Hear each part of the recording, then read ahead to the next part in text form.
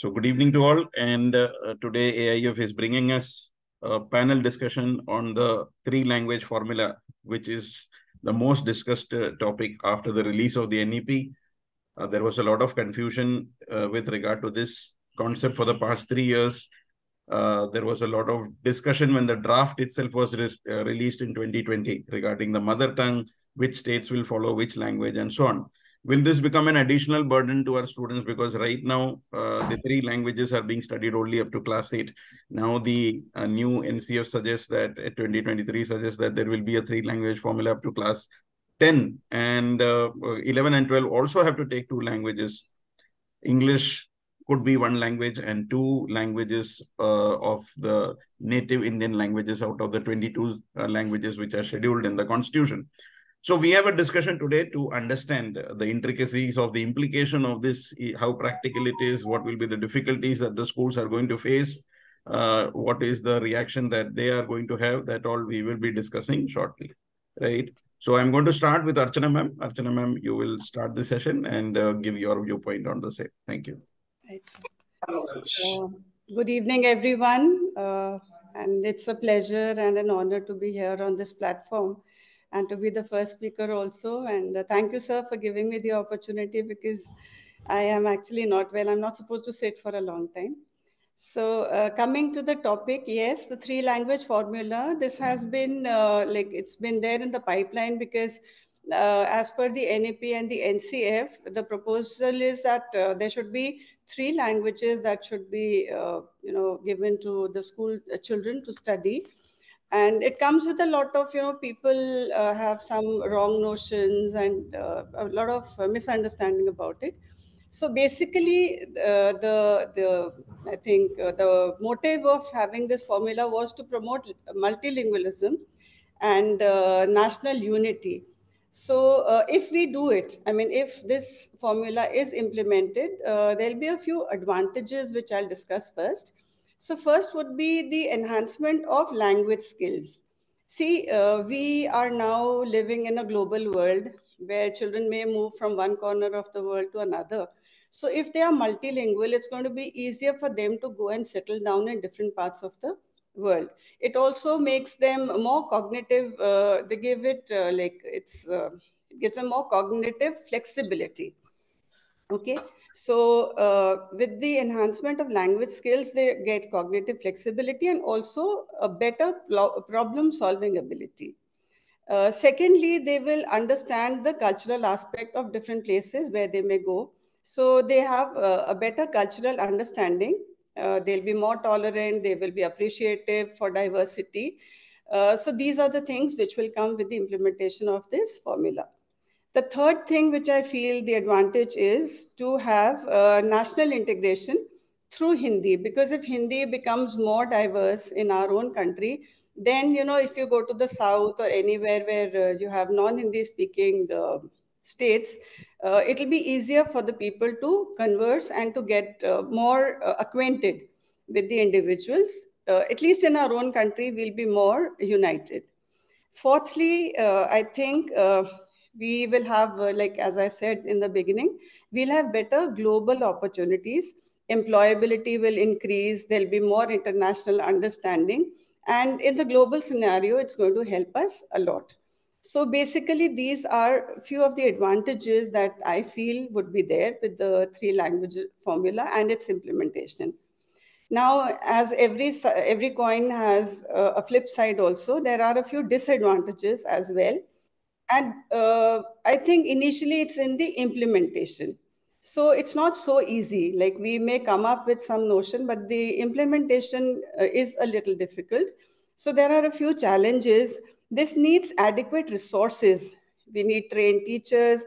We need to focus on communicative language teaching.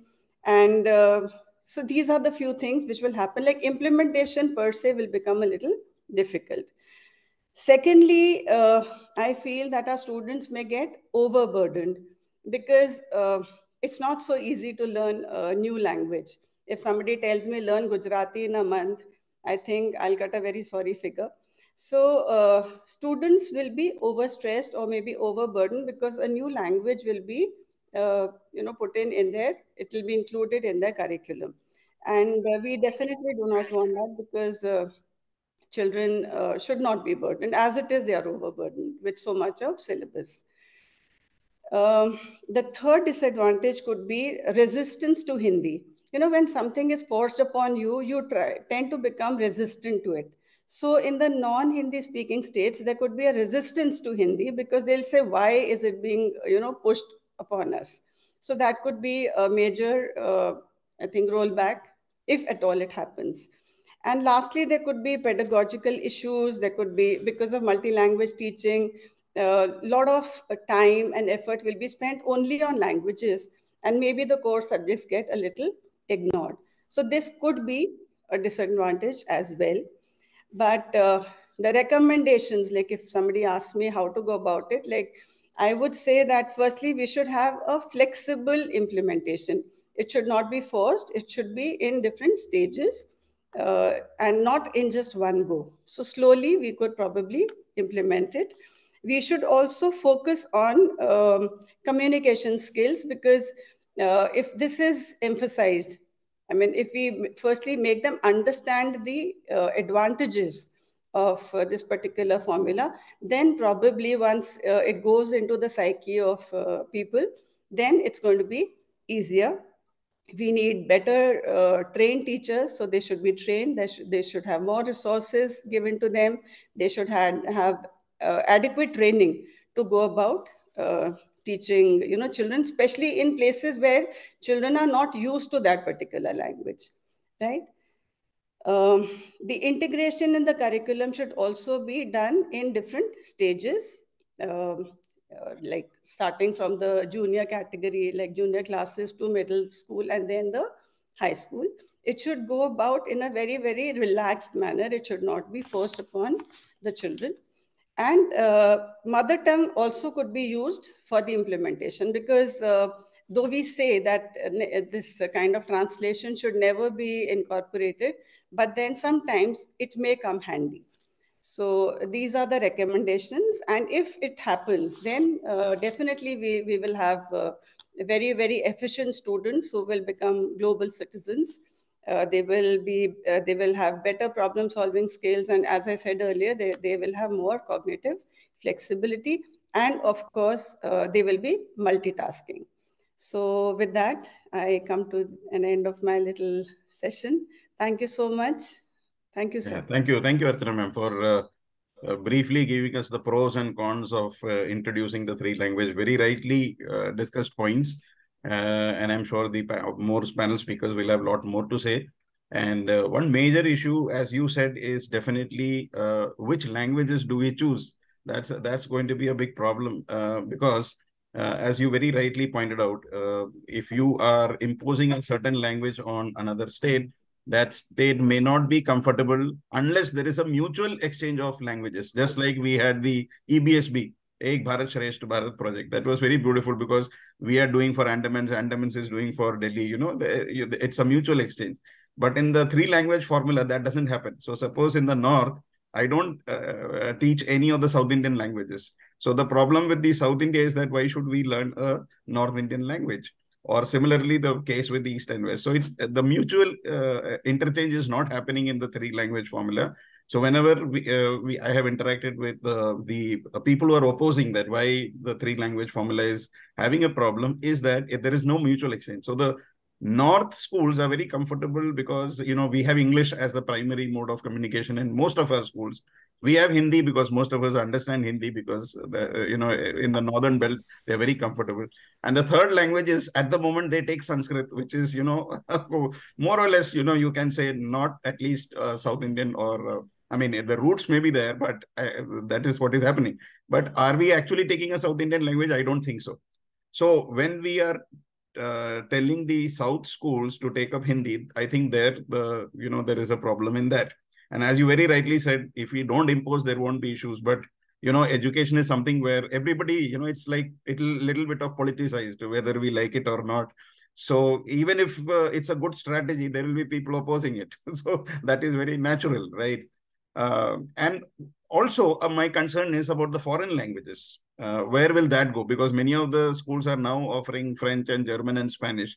And in the three language formula, they're saying that we have to do two Indian languages. So, and English will be there definitely.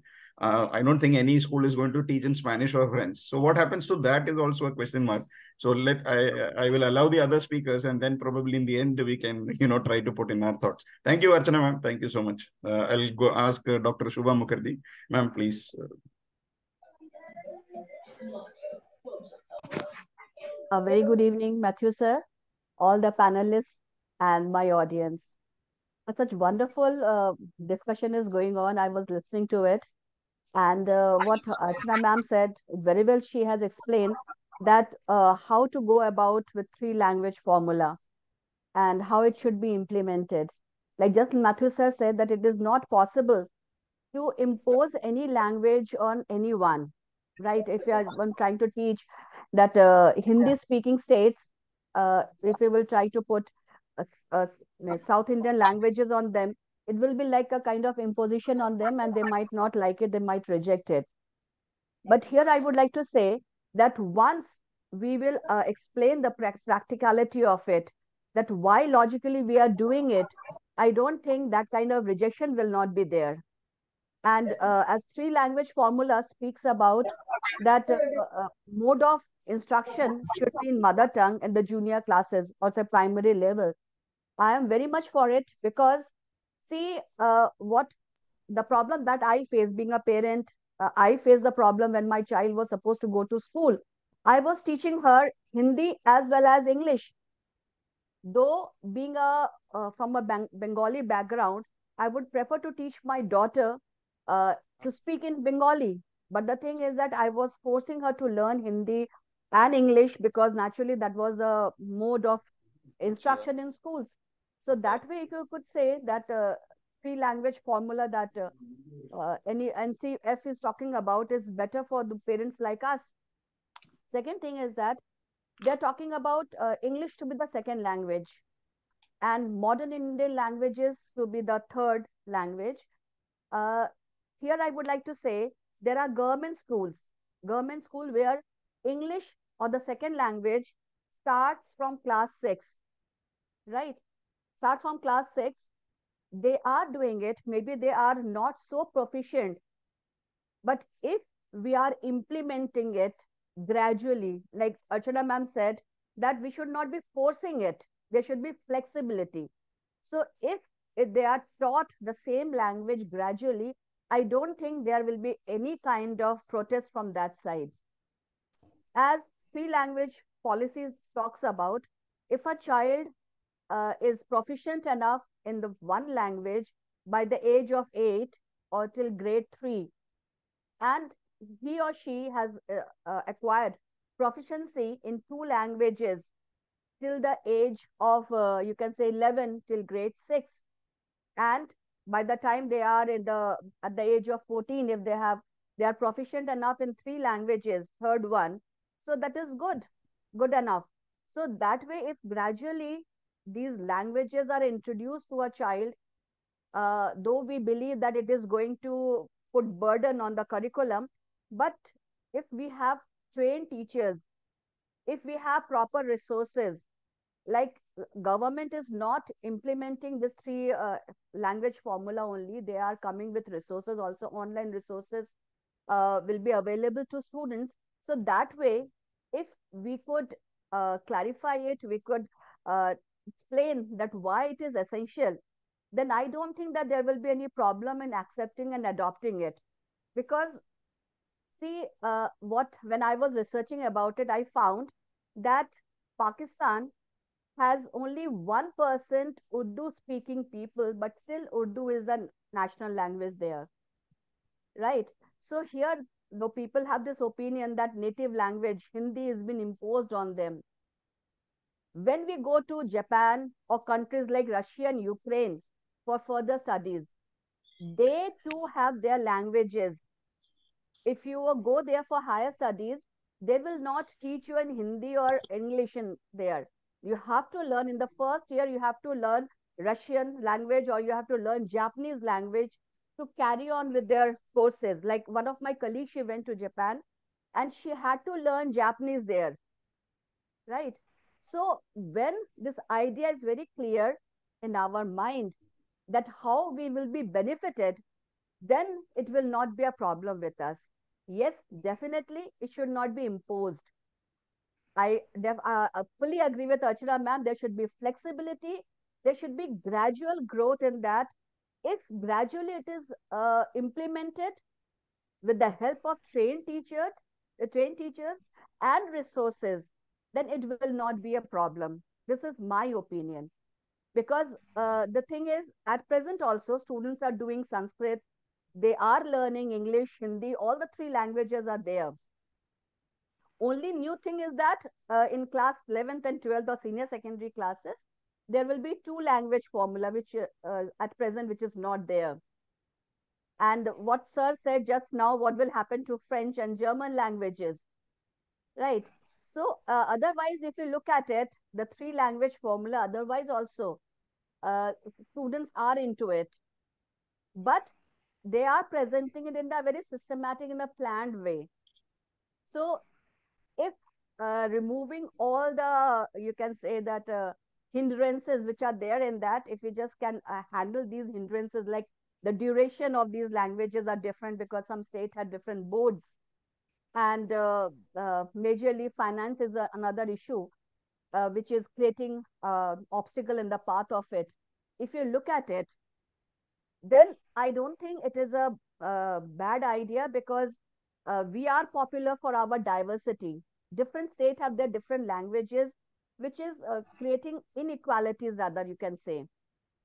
If everyone is brought under the same umbrella or under one roof, I think this uh, teaching system will become naturally much more planned and organized, and we will have at least one native language, so that way will be linguistically also united, as well as there will be national harmony also.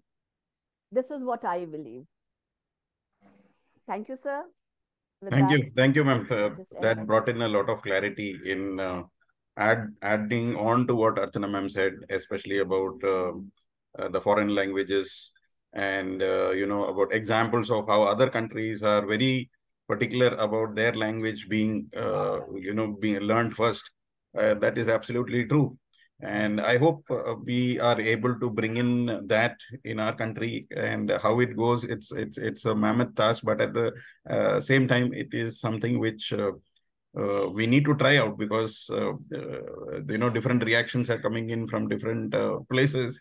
And very rightly, you brought in about the role of the mother tongue. That is also another very important aspect, that the child is learning a language, and then what is happening is that coming to school, and they change the medium of instruction, and the child is lost. So this is also a very good move. I hope it brings in rich dividends. And as educators, we need to be positive about the whole thing, and we need to support it, whatever be the the means to achieve it. So thank you, ma'am, for sharing your insights. And we'll go to our next speaker. I'll invite Sushma ma'am, and she can go ahead with the speech. Yeah, ma'am, you have to unmute yourself.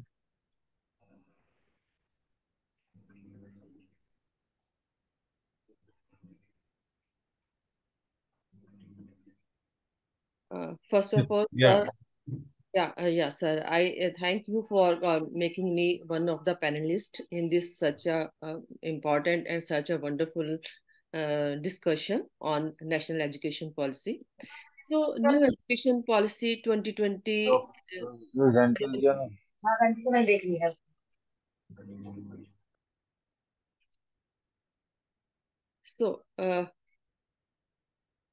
new education policy. Sir, is it okay? Yes, ma'am. Please go ahead. Okay. To bring transformation at the large level in the education sector in both schools and at higher education also. The new education policy has come after a gap of 34 years, as I think so. So initially it was implemented in 1983-84 as I have passed class 10th in 1980, sir. So at that time, it was 10 plus 1 plus 3 policy. It means up to class 10th, we studied in school, and class 1 plus 3 was classes were in the college. So minimum age to join the school was 6 plus.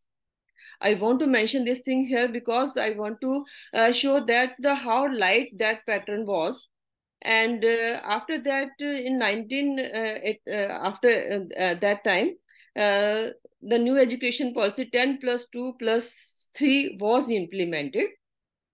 And at the time when I studied in the school, at the time the age was 6 plus was the date for age for the admission in the school. Later on, when 10 plus 2 plus 3 policy was implemented, then 2 more classes were added. That was LKG and UKG. So it became 2 plus 10 plus 2 plus 3. It's already very big time, and at very small age, students children started learning all these things. So, and the National Education Policy 2020, which is going to be implemented in session 2023-24, it has some highlighted points also. So, in this policy 2020, the decision to make mother tongue the medium of instruction up to class 5th class, I really appreciate and admire this portion. The objective is to create a long-term and national building. Benefits of introducing the mother tongue in primary education. The National Education Framework for 2023 can offer several potential benefits. First, that I would like to keep it on the at first place. It promotes linguistic diversity and cultural understanding. Fostering a sense of unity among diverse communities is also one of the important reasons that the mother tongue should be there as a first language. It enhances cognitive skills and multitasking ability as individuals become proficient in multiple languages. So that is why language 1 at primary level, then 2, and then 3 have been planned for the higher studies. It prepares students for globalized world, facilitating international communication and collaboration. There is no doubt in that. Creating space for other activities is one of the reasons that when a child takes education, learns in his or her mother tongue, the burden of learning a new language in childhood would be avoided, creating space to pursue other spheres of knowledge or learning other skills also. Developing a sense of pride in the children by studying in a mother tongue could infuse a sense of ownership and pride in one's own culture and heritage in primary school children. And comfortability in learning is also one of the highlighted points. A child is comfortable with the mother tongue. It's natural. So at the primary level, it is the best option as a medium of instruction to enable him understanding the world around him or her.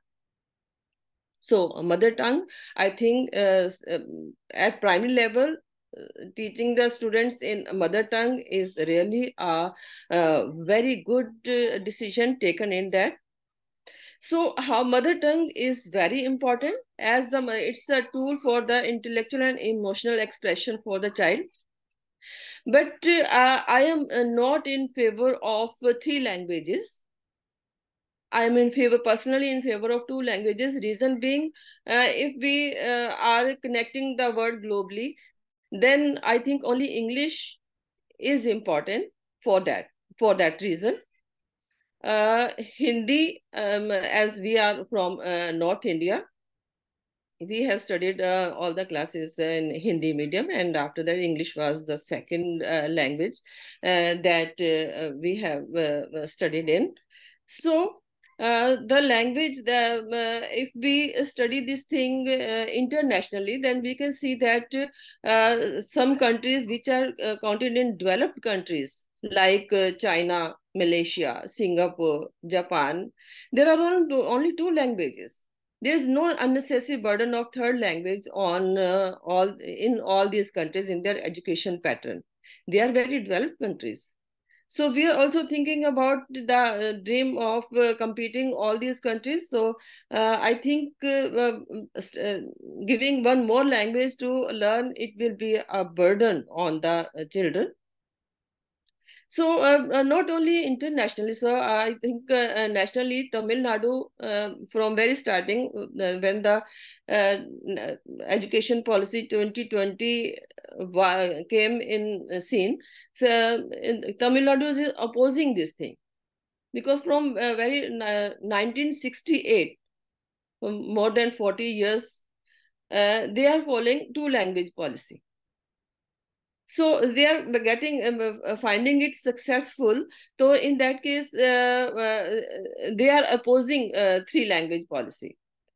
So I also personally, I am also not in favor of this. So as so it was told by the previous speakers that it's unnecessary, it's a burden, and it's unable to manage the modern English language teachers for every school. So these are some reasons I think I am not in favor of three languages. I am in favor of two languages. So thank you.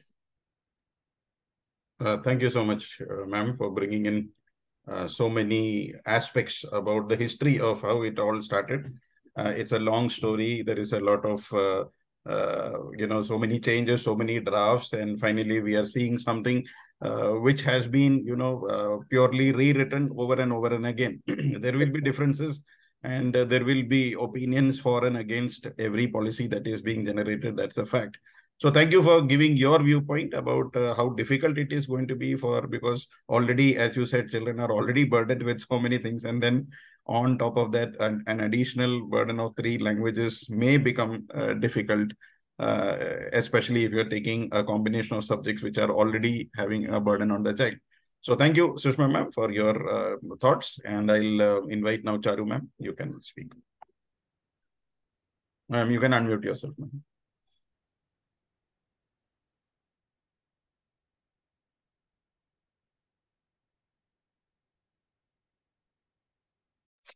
No, it's fine.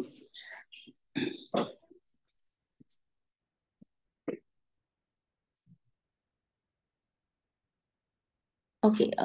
Yes, thank you very much, sir. Three language formula is a very innovative and a very good thing to begin with. As you know, when you learn a language, you learn a culture.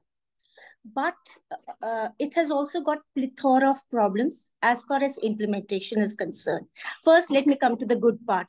Good part is the child is going to learn different languages. Class 9th, he learns two native languages. He has a choice for the third language also. Class 12th and 11th also, he does the same thing. But here I am going to emphasize on R1. R1, that is the first language, is going to be the medium of instruction. So when we are talking about medium of instruction, does it mean, and obviously it does, that all the text which a child is studying is in the mother tongue? So when a child is studying a certain language, let me say that if a child is learning, goes to Tamil Nadu and he studies Tamil language, right? So that means all the subjects would be in Tamil. Now here a notification is there which says that it's till class 3rd, the mother tongue should be there, then, till 8th and beyond that. So that means the entire content is going to be in the mother tongue. So what happens to the outsider who goes and stays there? So is he being penalized because of the diversity of the country?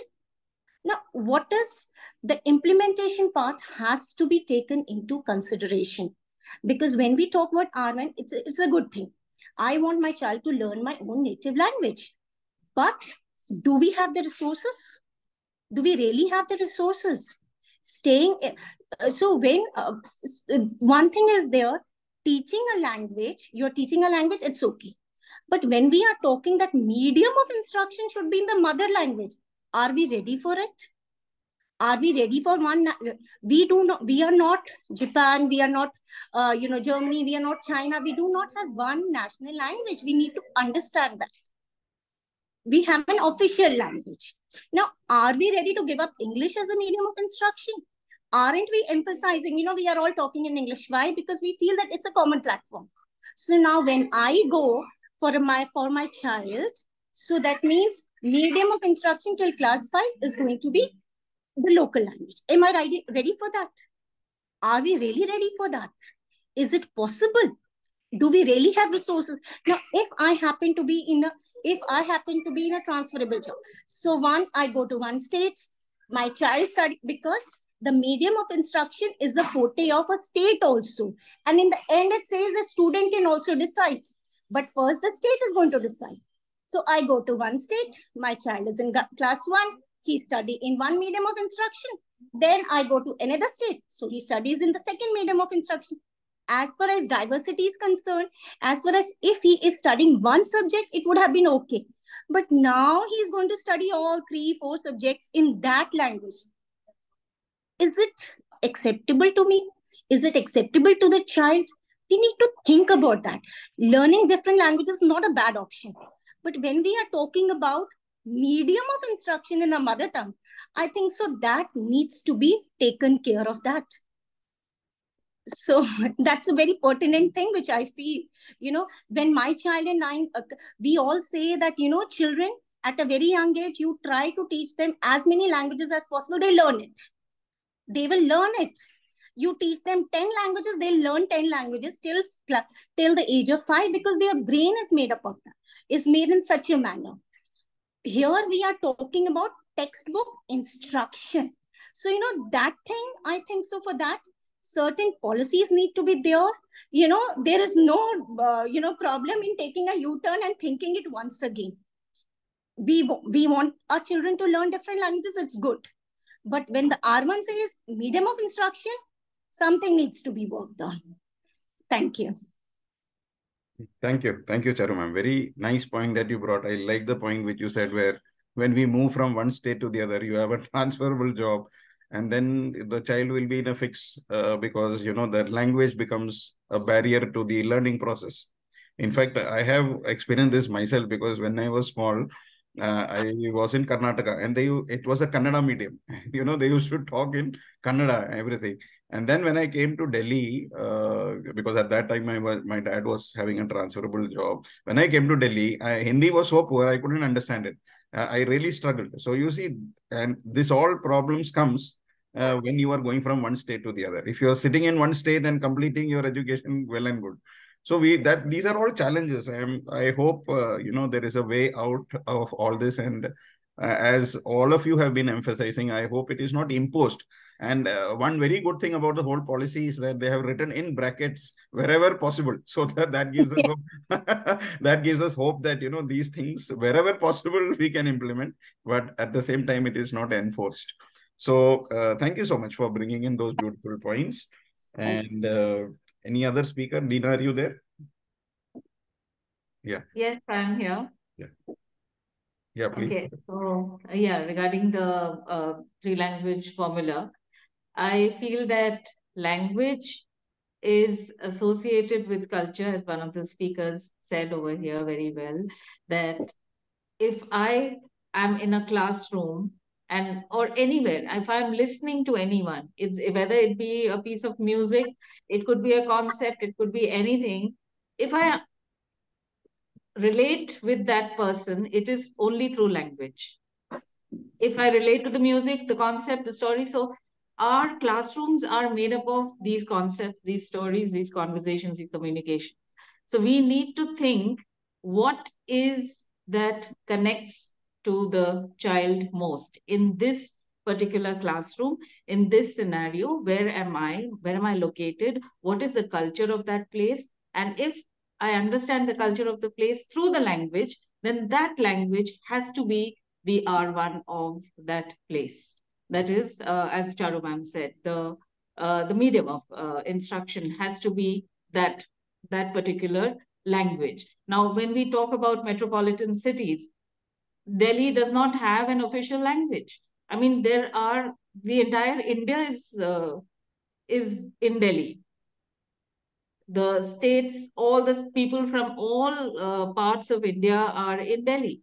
So we cannot say that we will use this particular language, or so then that becomes Hindi and English is something which is understood by the entire country.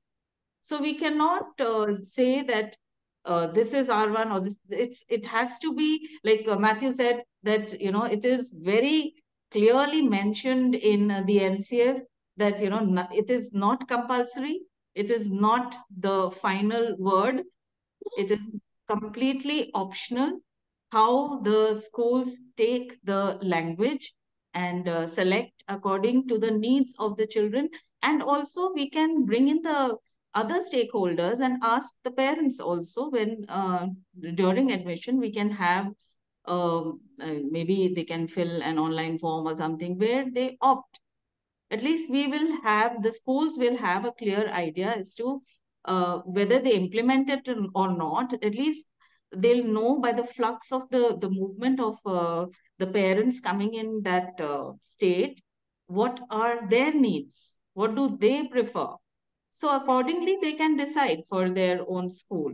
So yes, in the primary section, I feel that the three language formula will not work so much, because the child is struggling with one language, has come confidently to a learning space with one language or maximum two languages, and suddenly if it is implemented, it's not, I mean, it's not there in NCF, but yes, two language, first language has to be the mother tongue, and then slowly we can go on to the next language. And in the senior school, Matthew will be able to tell better. But for juniors at the primary level, I can say that maximum two languages.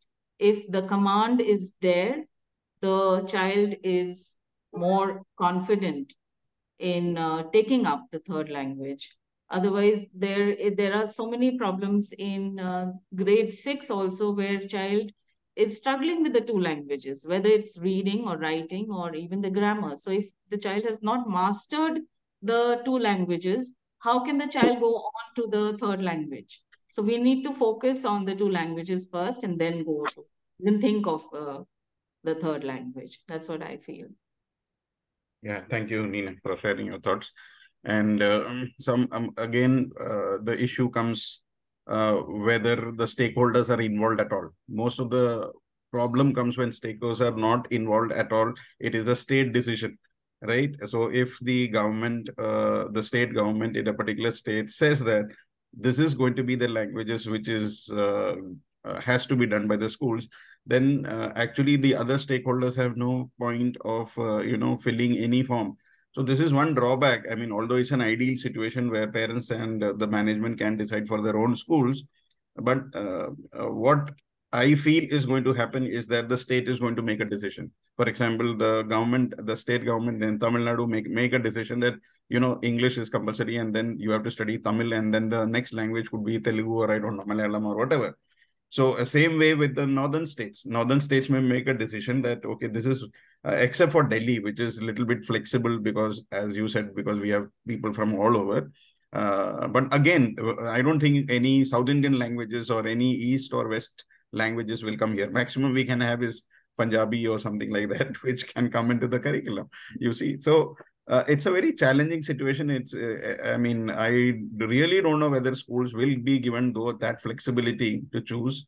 But that's a very valid point. If stakeholders are involved, it becomes meaningful, because, every school has got a different composition of students. Like we have a lot of schools which are Tamil schools. We have a lot of Kannada schools. We have a lot of schools where only 6 are studying, so it becomes more relevant for those schools to adapt to this 3 language policy very easily, as compared to schools where we are teaching, where a mixed crowd comes from all kind of backgrounds, from all parts of India. So this is going to be a challenge, and I hope as the year 2024 comes, we get more clarity on the what are the flexible options available to the stakeholders, what are the options available to schools. And I think we are living in the best of times, where we are seeing so many changes in education, which was never happening in the past 10, 15 years. We were going through the same stuff over and over again, right? And now from 2020, we are at least thinking of NEP and NCF, and things are changing. And I hope the change is for the better. So on this note, I want to conclude, unless any other speaker want to add on something, and then we conclude. Archana ma'am, any last thoughts? Actually, I had forgotten to add it on my conclusion because I was in a hurry to complete it. Please, ma'am.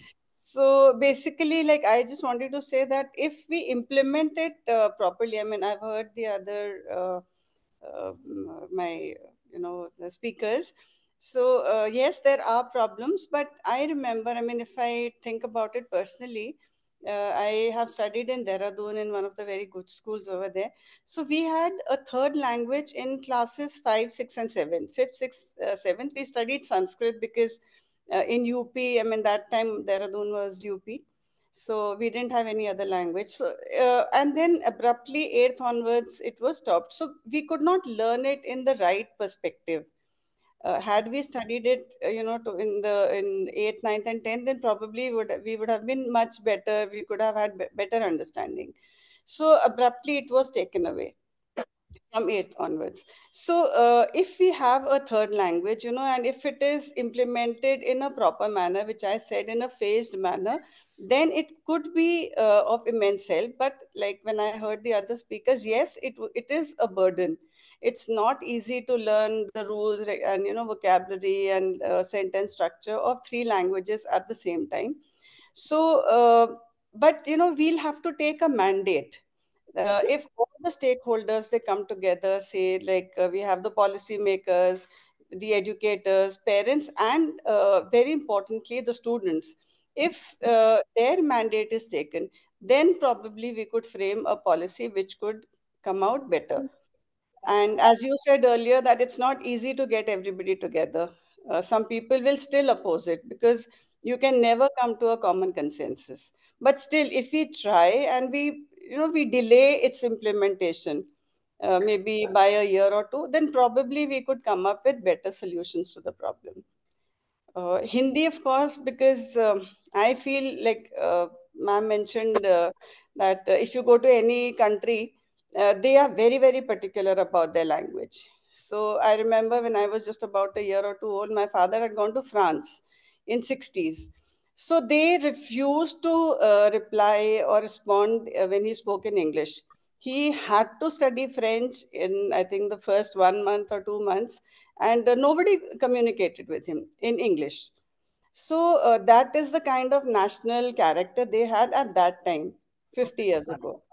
So I feel that even if we speak broken Hindi or whatever, but we must have a national language. I know lots of people will oppose me, but we need to have a national language. We don't have it right now. So, our own regional language and a national language, plus if we have the time, we have the energy, then we could have a third language also. Because as you mentioned, sir, Spanish, French, all these are also, I feel, we need to learn them. So with that, I'll put an end to my speech.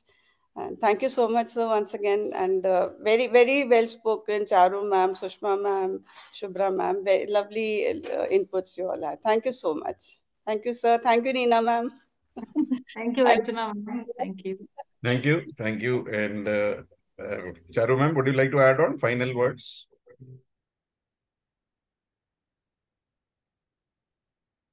May I add something, Matthew? Yeah, sure. So regarding this languages, the third language, what is the purpose of the third language? If we get that clarity, is it just to identify, okay, this is the third language and this is the sentence structure? Is that all? Or if we understand the purpose of implementing this third language, then at least there will be interest and more people joining in for this. Otherwise, if without purpose you're just learning or something is just enforced on you, I don't think it's going to work. But if people understand the purpose and the objective of following a particular language, that choice should be given to the students. Yeah, thank you, Nina. I think that's a very valid point. Awareness is very important for what we are doing it, because otherwise always people start questioning why to do this three. Why to do this? When there is a definite aim, people will always fall in line and there will be no opposition to this. So that's a very valid point. Thank you. You want to add something, ma'am? Charu, ma'am? Ma'am, you can unmute yourself. You're on mute, ma'am.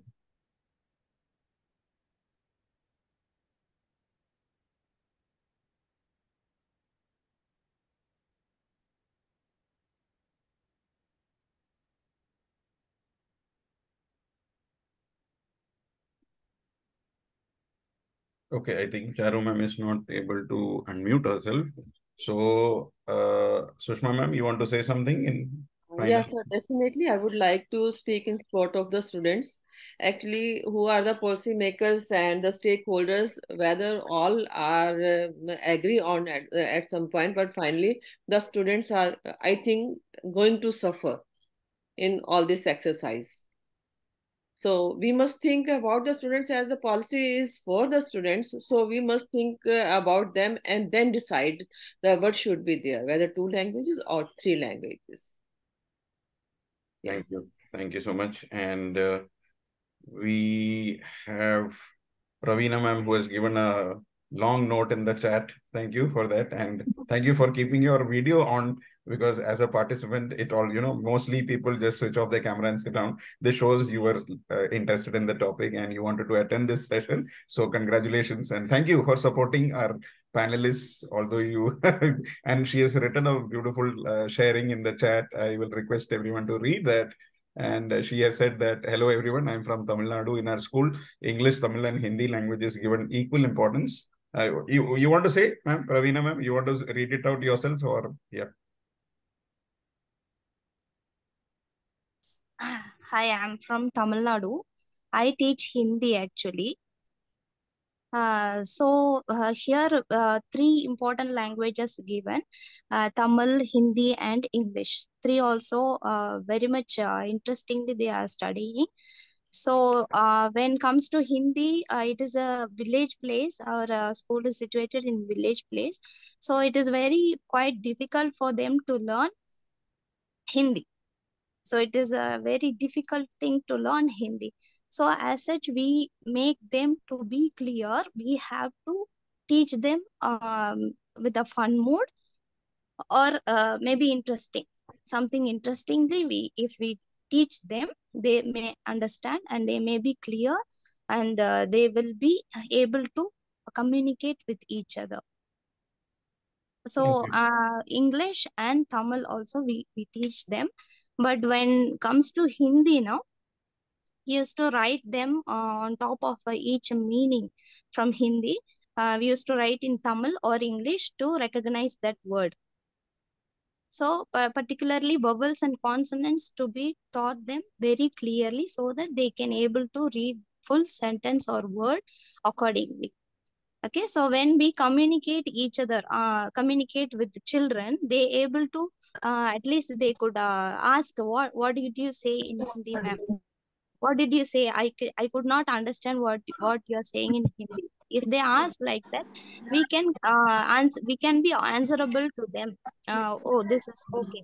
Okay, fine. So they will understand. Okay, this is in Hindi. Okay, this is in English, and this is in Tamil. They could understand at least. So communication is better thing to be done there, and also some interesting we have to do it. That's all. Thank you for the sharing and appreciate what you've written in the chat. Yes, Kanchan ma'am. Kanchan ma'am I is would also like to ask one question to ma'am. yes. The ma'am who was recently speaking.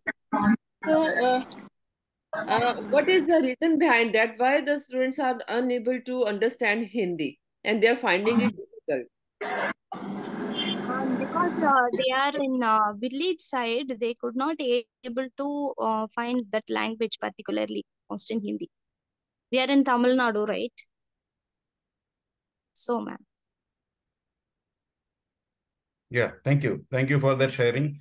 Actually, when we are in a different context, it becomes, that's a normal reaction that, why this language is difficult.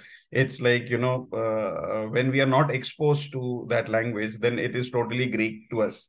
So, same thing happens. Like you are a Hindi teacher, right? So that may be a surprising fact for many people from North India that can, a South Indian actually teach Hindi.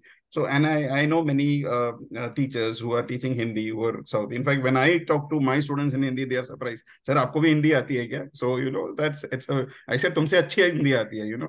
So, what happens is that they are surprised.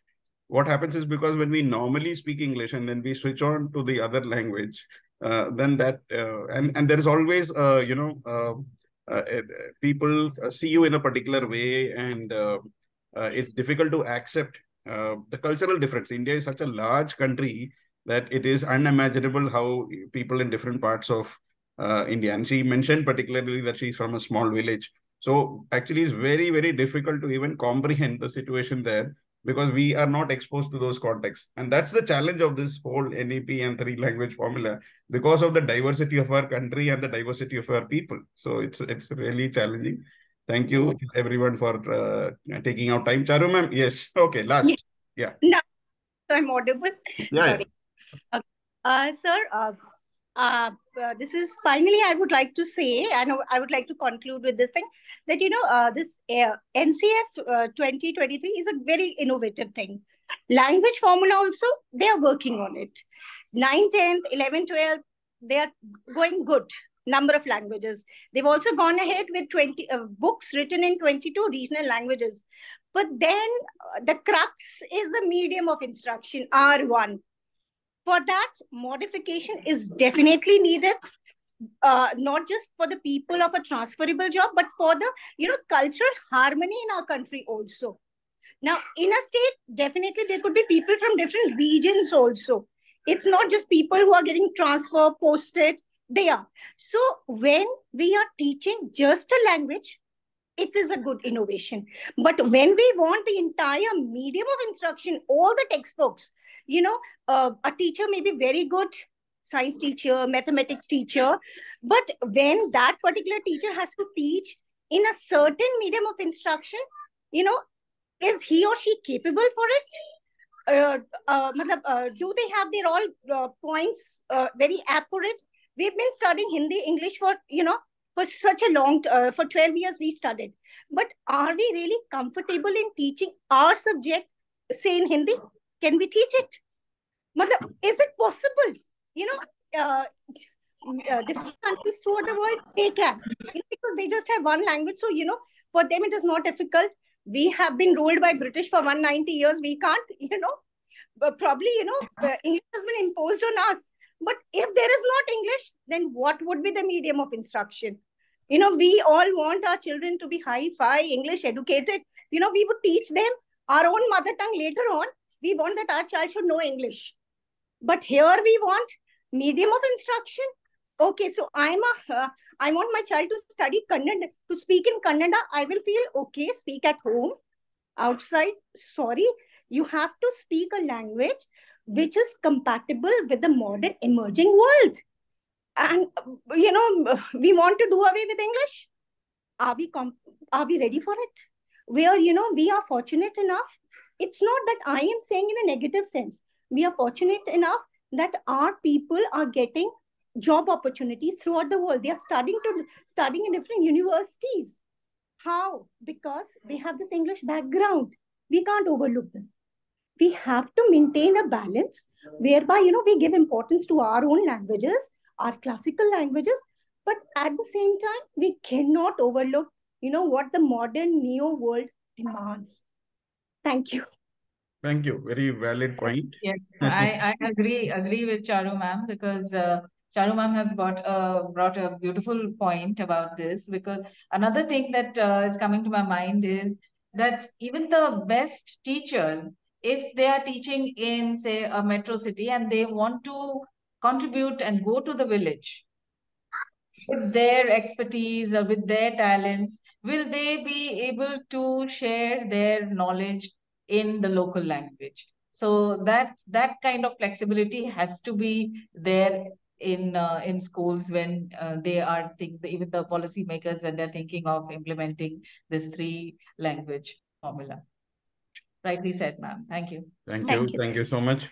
And I think on this note, we'll conclude, but there is a hand raised on my screen. So I'll just ask Asha ma'am what the question is, because it will be very abrupt if I don't give her a chance. Asha ma'am, what's your question? So much, sir. It was really wonderful to, like, for me, like, I'm a teacher in DPS here in Bangalore, and I'm taking social science, and I also teach Hindi as a language. Like, I have an experience of around 7+ years to, I'm teaching Hindi to my local children, like, like local children in the sense in apartment and other, like online as well. And what I found is that, like, when I meet the children, like especially the South Indian background children, and they are facing a lot of trouble when it comes to Hindi language. What my trouble is that when I see them struggling, I know that the brilliant child, okay, they are in a scholar batch and everything, but when it comes to language, they are struggling a lot, and that too because of like, by the time they reach to 9th grade and 10th grade, the syllabus is actually very heavy for them.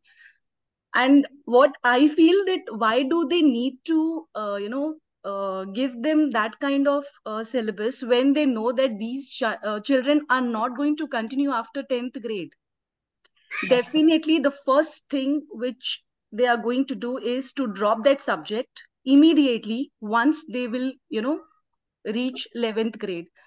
So I just not understand that why this thing has not been put up so far to the policy maker, that why can't we make it little lighter for as a language, especially for you know if it is a third language. And why, like, I understand that Hindi has to be, like, even I also agree that we should have a national language.